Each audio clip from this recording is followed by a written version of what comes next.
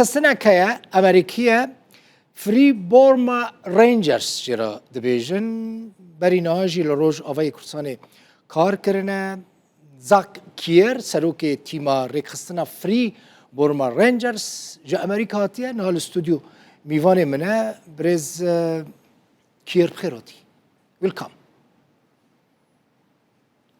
Thank you so much for سپاس دەکەم کە لێرە میوانم پێشەوەی دەست پێ بکەم دەتوانم قسەیەک بکەم فرمو كرم كي. زۆر سپاس Lord Jesus, thank you for the Ruda News Network. زۆر سپاس بۆ تۆڕی میدیاین و تا ڕوودا و ئەو دەرفەتەی کە بۆ ڕۆژاوا و خزمەتەی ڕۆژاوا دەیکەن ئامین زۆر سپاس بجي هوني كنجي درباسي روجافا ببن. We plan to enter Rojava tomorrow. پلانمان داناوە بەیانی بچینە ڕۆژاوا بەرە ڕووباری دیجلە و لەوێ هاوڕەکانمان ببینین و بزانین کە چی دەکەین بۆ ئەوەی کە یارمەتی لە قەوماوان بدەین. هوني بچن روجافا چبكن بريسكير كاري وچيه. We go to Rojava دەچینە ڕۆژاوا چونکە خوددا خەڵکی ڕۆژاوای خۆش دەوێ. by ethnic humanitarian relief organization. ئێمە ڕێکخراوێکی فرەلایەنین. And we've been going to the Middle East for ئێمە بۆ ماوەی 10 ساڵە لە ڕۆژهەڵاتی نێوەڕاست کار دەکەین کاتێک سەرەتا داعش هاتە مووسڵ ڕێکخراوەکەمان هاتە ئەوێ و یارمەتی سڤیلەکان و بریندارەکانیدا لە مووسڵ و لە ساڵی 2019 لە داگیرکاریەکەی تورکیا لە ئەفرین یەکێک لە ئەندامەکانمان کوژرا لە کاتی یارمەتیدانی خەڵکی ڕۆژاوا چەندین ئەرکمان هەبووە لە نێوان 2020 بۆ 2023 بۆ نمونە ساڵی ڕابردوو من و دۆڵۆی هاوڕێم کە لێرەیە لە شەڕی تشرین لەوێ بووین و یارمەتی خەڵکمان دەدا بۆ ئەوەی کە منداڵان و ئەو سڤیلانەی کە لە شەهباوە ڕایان دەکرد و ئاوارە ببوون کە دووجار ئاوارە بوون ئێستاش لە 2026 ئێمە دووبارە دەمانەوێت بچینە نێو سووریا و یارمەتی خەڵکی بدەین. هوني بچن كوباني. yes. As بەڵێ. God leads and provides the way, we will go to Kobani. ئەگەر خودای گەورە ڕێنموویمان بکات بە ناوی خوددا دەچینە کۆبانێ. هوني بكار من الكوباني چبكن تساك.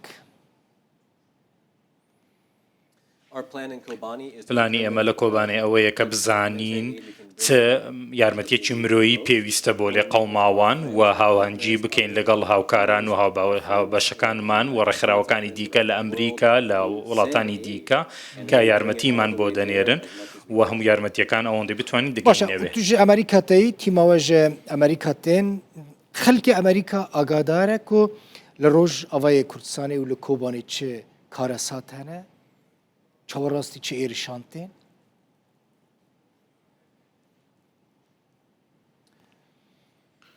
part of our mission is to بەشێکی ئەرکەکەمان ئەوەیە کە یارمەتی خەڵکی ئەمریکا و هەموو جیهان بدەین کە چ ڕوودەدات.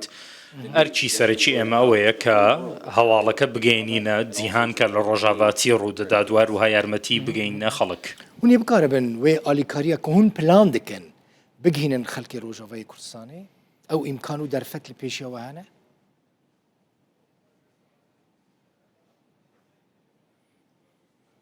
yes. we're بەڵێ confident that we will ئێمە دڵنیایی کە دەتوانی یارمەتیەکان بگەینە خەڵک. جبركو بريسكير كوباني دور بيش كريه چونو هاتن تنه آليكاري درباسي كوباني نابي زاروك مثلا هجمارا زاروكين كو شهيد بونا جاني خوش دستانه 5 درباس کرنه هوني چکار چاو بکار بن و دور پیچه قطب کن درباسي كوباني ببن نه زحمته. so free the oppressed. We are a small ئێمە ڕێکخراوێکی بچووکین military. We are ئێمە سوپانین و ڕێکخراوێکی گەورە نین ئەگەر کۆریدۆرێکە بێت ڕێڕەوێکە بێت یارمەتی دەگەێنین ئەگەر کۆریدۆریش نەبێت هەموو هەوڵێک دەدەین کە ڕێگەیەک بدۆزینەوە بۆ ئەوەی بچینە کۆبانێ. مثلا هێزی ئەمریکی لێ دەرێنە هون پلان ناکەن لەگەڵ هێزین ئەمریکی کۆردیناسیۆنێ چێ بکەن بە ئالیکاریاوان دەرباسی کۆبانێ ببن.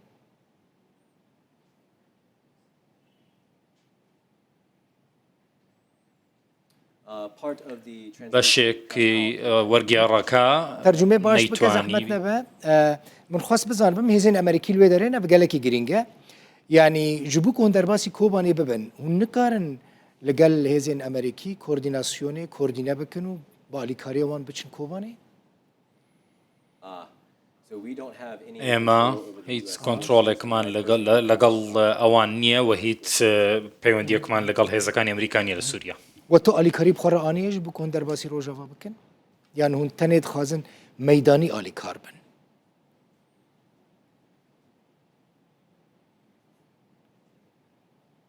Yes, our plan is بەڵێ پلانی ئێمە زۆر سادەیە ئێمە لەگەڵ هاوڕێکانمان لەوێ یەک دەبینن لە قامیشلۆ تەلتەمر حەسەکە وەگەر ڕێگەیەکە بێت هەر ڕێگەیە بێمە دەڕۆین offensive force. We ئێمە هێرش ناکەین ئێمە هیچ یاسایەک ناشکێنین یان گەماڕۆیەک ناشکێنین ئێمە تەنیا دەمانەوێت یارمەتی خەڵک بدەین بە هەر ڕێگەیەکە بتوانین و ئەگەر لە کۆبانێش وێ دەتوانی بیکەین هەیوی دکەم وەل Kobanê bibînim gelek spas min dît berî niha jî hûn li Rojavayê Kurdistanê bûn we xizmeteke başî ji xelkê re pêşkêş kir thank you. زۆر سپاسان دەکەم زۆر زۆر سپاس Zak Kier serokê tîma rêxistina Free Burma Rangers زۆر سپاس Thank you so much. Galaki Spas. زۆر سپاس gelek spas